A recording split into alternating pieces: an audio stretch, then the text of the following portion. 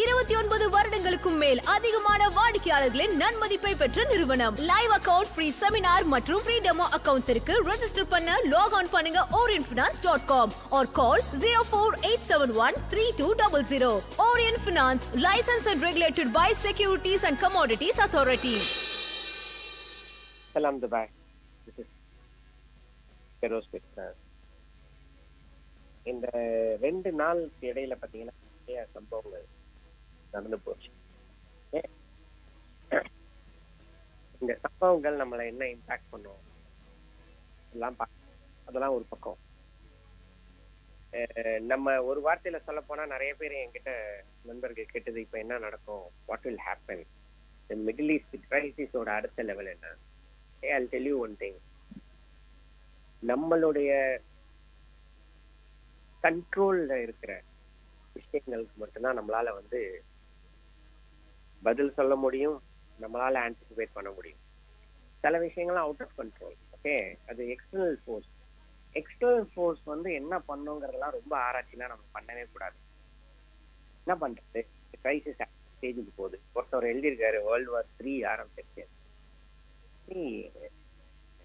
World War II நடக்கும்போது யூரோப்ல வார் பெருசா நடக்குது, பட் இங்கெல்லாம் ஒன்றும் பெருசாவே இல்லை.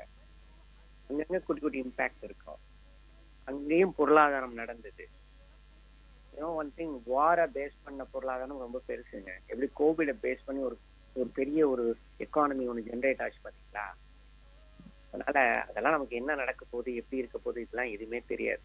அதனால அதை பத்தி நம்ம கண்ட்ரோல்ல இல்லாத விஷயங்களை பத்தி ரொம்பலாம் நம்ம யோசிச்சுட்டு இருந்தோம்னா ரொம்ப கஷ்டம். நம்ம செய்ய வேண்டிய ஒரு விஷயம் என்னன்னா, whether this will affect India.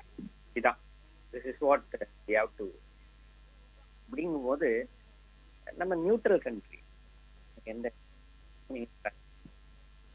அதனால இனி சலசலப்புகள் இதெல்லாம் நமக்கு பெரிய ஆப்பர்ச்சுனிட்டி கிடைக்கும். பெரியனா ரொம்ப பெரிய ஆப்பர்ச்சுனிட்டி கிடைக்கும். அந்த அளவுக்கு போகாது. ஏன்னா இன்னைக்கு வேர்ல்டு வேற, அன்னைக்கு வேர்ல்டு வேற. ட்ரேடு தான் வேர்ல்ட ரொம்ப முக்கியம். கவர்மெண்ட்டை விட ட்ரேடு இருக்கு பார்த்தீங்கன்னா, வியாபாரம். வியாபாரத்தை தான் எல்லாரும் யோசிக்கிறாங்க. ஐயோ, இதனால வியாபாரம் பாதிக்கப்படும். அதனால இங்கேயோ வியாபாரிகள் சமரசம் ஆயிடும். அதை பத்தி ரொம்ப யோசிக்காதீங்க. தென் இன்னொரு விஷயம், நேற்று கூட ஒரு ஜூம் மீட்டிங்க. இப்போ ஹஸ்பண்ட் ஒய்ஃப் கேட்டுக்கிட்டே இருக்காங்க, கோல்டு வாங்கலாமான்னு என்கிட்ட கேட்க சொல்லி. அப்புறம் தான் நான் இன்டரப்ட் பண்ணி கேட்டேன், ஏதோ அவங்க கேட்குறாங்க சொல்லுங்கன்னு. அப்புறம் கேட்டாங்க, இந்த மாதிரி கோல்டு வாங்கலாமா, கோல்டு ஏறிக்கிட்டே இருக்கு. நான் அவங்ககிட்ட ஒரே ஒரு விஷயம் சொன்னேன், எப்போதும் கோல்டு வாங்குவீங்க இல்லைன்னா. வாங்குவேன் சார், இப்போ கூட வாங்கலாமே, ஏறிட்டு இருக்கேன். ஐ டோல்ட் 10 வருஷமா கோல்டு இறங்கி இருந்தது.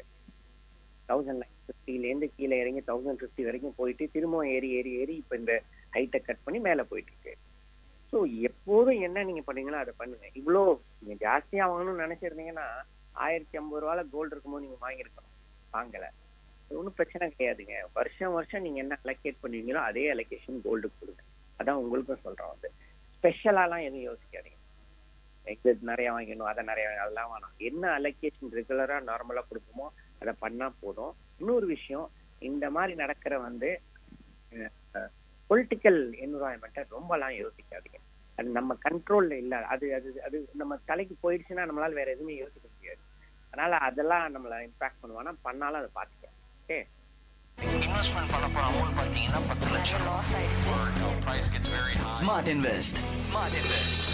Brought to you by Orient Finance, your trusted investment partner in UAE. 29 வருடங்களுக்கும் மேல் அதிகமான வாடிக்கையாளர்களின் நன்மதிப்பை பெற்ற